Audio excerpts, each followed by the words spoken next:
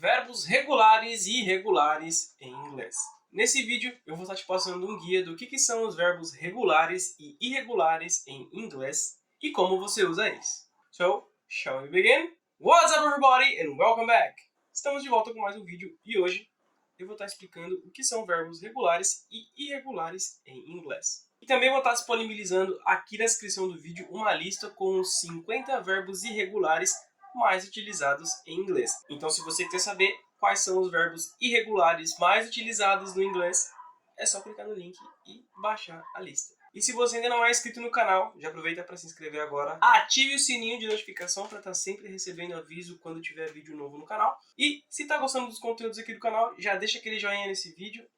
Deixa aqui também um comentário sobre o que vocês estão achando dos conteúdos aqui no canal aí. E vamos começar pelos verbos irregulares. O que são verbos irregulares? Bom, eles têm esse nome, irregulares, justamente porque eles não seguem um padrão específico ou uma lógica, não seguem lógica nenhuma. Por exemplo, o verbo see. Se você for utilizar esse verbo no presente, como na frase eu vejo um filme, como que você vai falar? I see a movie. Eu vejo um filme. A frase está no presente. O verbo see está no presente. Agora, se você quiser usar esse mesmo verbo no passado, como que você vai falar ele? Você vai falar saw. I saw a movie.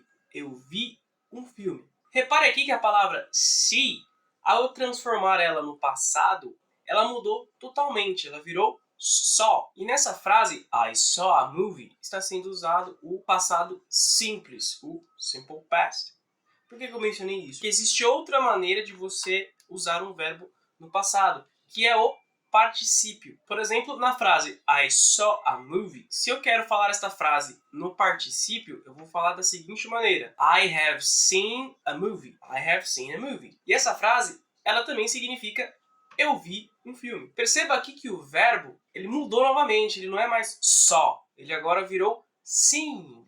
E foi acrescentada a palavra have antes do verbo. Essa é a estrutura do particípio, ou também conhecido como present perfect. A diferença entre esses dois tempos verbais é que no passado simples, no simple past, você vai mencionar quando você fez alguma coisa no passado. No particípio, você não menciona.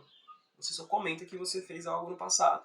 Agora, no passado simples, você menciona o que você fez. Por exemplo, I saw a movie yesterday.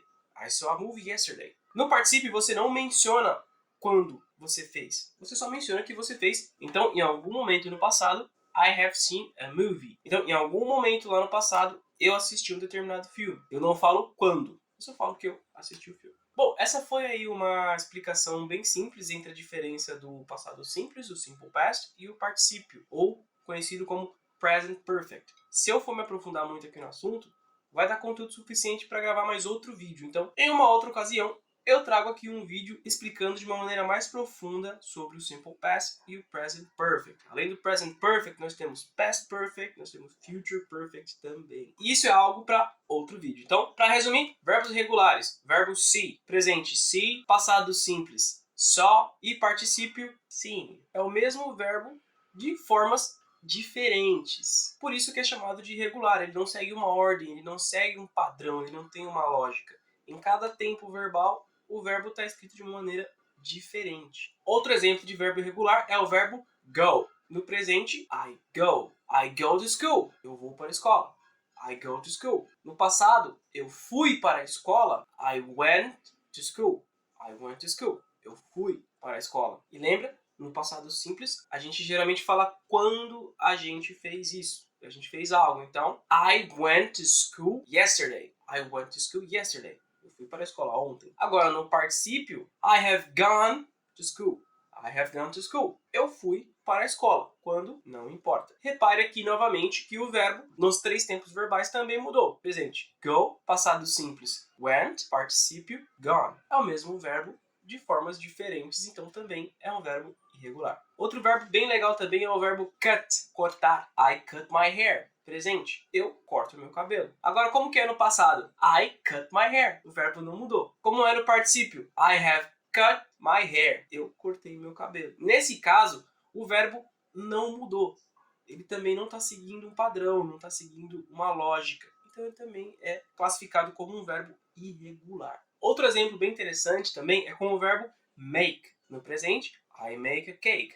Eu faço um bolo. No passado simples, I made a cake. Repare aqui que o verbo mudou de make para made. E no particípio, I have made a cake. Eu fiz um bolo. E justamente por não seguir nenhuma lógica e nenhum padrão, é que esses verbos são classificados como verbos irregulares. Nesses três tempos verbais, o verbo ele é escrito de maneira totalmente diferente. E é justamente por isso, por não seguir nenhum padrão ou uma lógica, que esses verbos são classificados como verbos irregulares. E agora você deve estar se pensando, pô, como que eu vou aprender os verbos irregulares? Como que eu vou decorar isso? Nesse caso, você vai aprender pela famosa decoreba. Mas calma, se você acompanha os vídeos aqui no canal, se você está assistindo os vídeos direitinho e seguindo as dicas de estudo que eu passo aqui, você vai decorar os verbos irregulares de maneira natural e sem forçar. E além disso, eu estou disponibilizando aqui um link na descrição do vídeo, uma lista com os 50 verbos irregulares mais utilizados em inglês. E qual que é o pulo do gato aqui?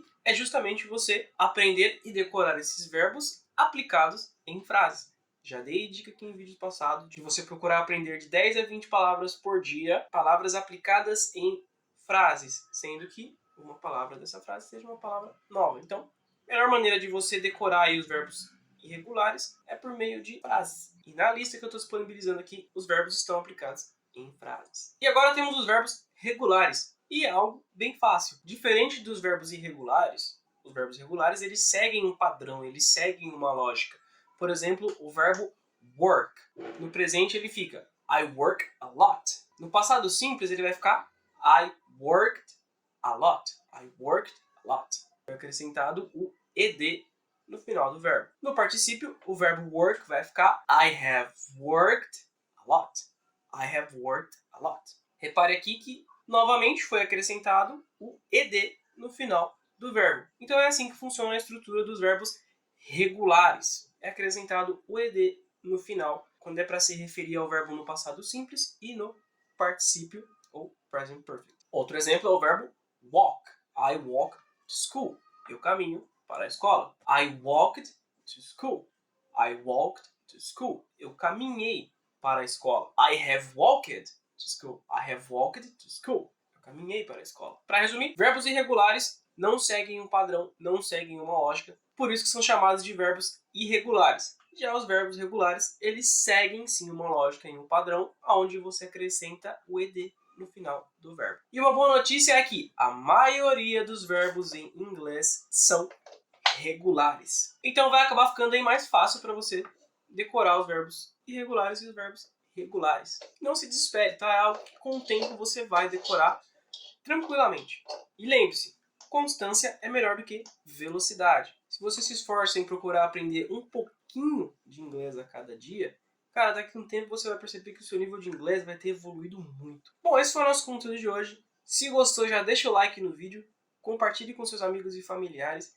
E de novo, se não é inscrito no canal, já aproveita para estar se inscrevendo agora e ative o sininho de notificação, hein? Bom, continuando, agora vamos para a nossa dica de expressão. E a expressão de hoje é achado não é roubado. Como que a gente fala achado não é roubado em inglês? A gente fala finders keepers. Ou melhor, finders keepers, losers weepers. Finders keepers, losers weepers. Então, se você achar alguma coisa na rua e alguém falar que é dela, você pode falar, oh, finders keepers, losers weepers. I found it. Finders keepers, losers weepers. Finders keepers, losers weepers, pal. Finders keepers, losers weepers. Bom, essa foi a nossa dica de expressão de hoje. Novamente, se gostou, dá like no vídeo. Comenta aqui o que vocês estão achando dos conteúdos aqui do canal.